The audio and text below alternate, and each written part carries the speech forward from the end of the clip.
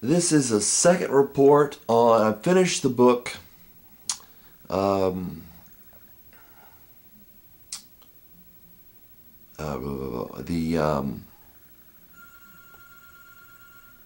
I finished the book, Frankenstein. And so, I want to give a final report. Frankenstein, of course, most people making the story of Frankenstein, and it's woefully lacking compared to the book, because the book has a lot more in it. The book's about 300 pages long, something like that, 200 pages long, 250, something like that. It's not too short of a book. It is excellent book. For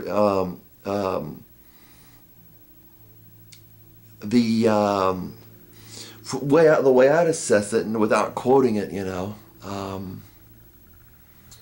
but the impression it leaves to me is Frankenstein makes Frankenstein's monster, who I believe has no name. And Frankenstein, unlike, like a movie about Frankenstein or something like that, he is horrified with his creation. And he loves his family. His family can do no wrong. His monster can do no right. Whatever the monster does, it's wrong. Even if the monster goes back and forth between, he might do something right and then he'll do something wrong. Frankenstein blames the monster for murders the monster didn't do. Frankenstein starts going nuts. And so, I mean, if you want to read the book, it'd be great, like, if you like that kind of stuff. Frankenstein's monster, he really, he goes atheist. And so I think a lot of atheists like to quote Frankenstein's monster. So he's an atheist. He says, what kind of God would do this to me? There is no God, that kind of thing. And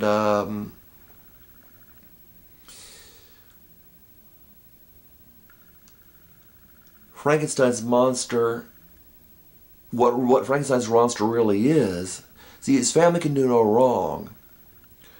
It becomes pretty obvious. Even one of his relatives confesses to a murder of, I believe it was either his cousin or I think it was his cousin, murdered.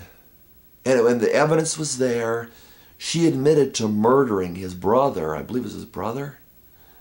And he can't accept it. He puts it on the monster and he makes excuses why it was the monster that did it.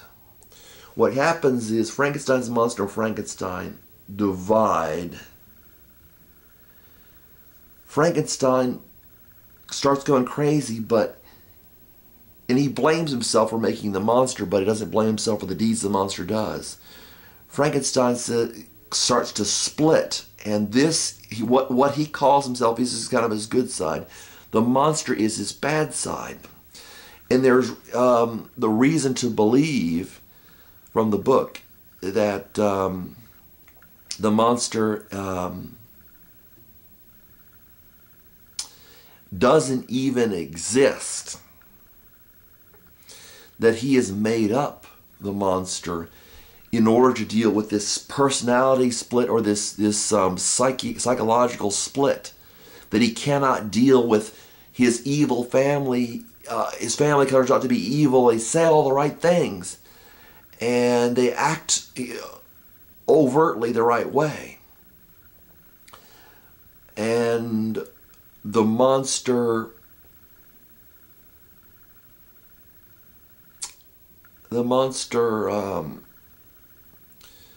is the scapegoat, something he's divided from himself to blame everything that he does on. And that becomes obvious towards the end of the book. he gets married, but he can't deal with his sexuality. He starts feeling very upset about his sexuality.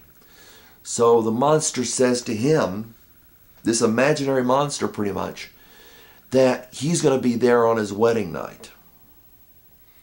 And so he gets married and apparently kills his wife.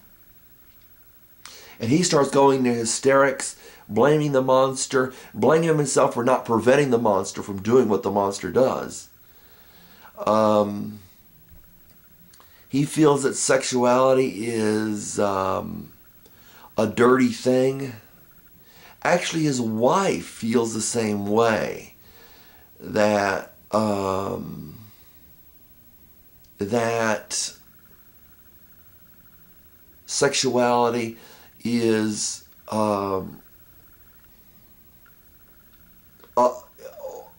okay under, theoretically, but in practicality, it's something that she and he can't deal with. And there's an implication, very implication, that rather than being happy on their marriage, they're uncomfortable, both of them. And you find out that the characters even in his own family bear subtly these characteristics of the monster. But he won't attribute that to his family, he attributes them to the monster. He's very uncomfortable with the idea of homosexuality. He feels that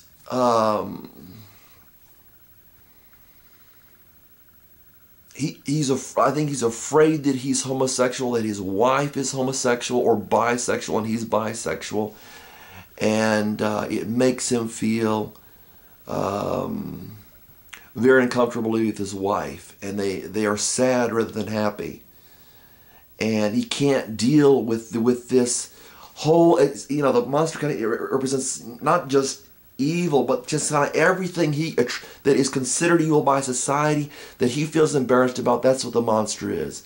The monster is actually seems to personify his embarrassment, and he ends up dying, chasing after the monster. He's got to get the monster. He never can get the monster. The monster's stronger than him. The monster's quicker than him. He can't catch up, but the monster keeps on teasing him, leaving little marks along a trail. He goes all the way north to the North Pole, and gets picked up by his dog, like on a dog sled.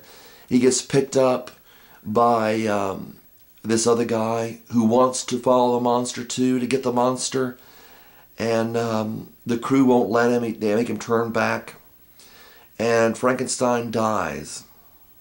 And then this monster, this what seems to me an imaginary monster, all of a sudden becomes real to this guy whom Frankenstein was relating about the monster and how evil the monster is and how his life would be so much better, how this monster he created has ruined this man Frankenstein's life. He transfers this story to the captain or the one that's paying for the ship voyage north to just explore, and the monster appears when he dies, and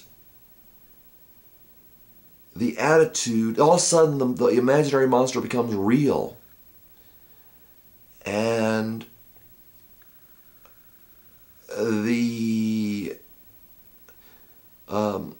the man who's paying for the ship voyage, he starts cursing the monster, starts condemning the monster. Oh, you're just so terrible, you gotta get out of here, and all this stuff. And he says, well, now that my master has died, I'm gonna go north and just kill myself and burn myself alive, and then that'll be the end of both of us. And the story ends, and in the end, Frankenstein has apparently killed a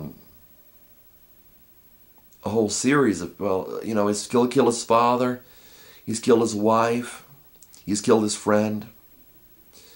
And I think one of the great lessons that you learn from this book is what I take from it is we blame other people. I do a lot of Christian stuff. A lot of Christian thought and stuff like that. I think what really breaks us as people is when we start breaking through this point. We blame other people. Seems to be the point of the book, of the novel, for what we do.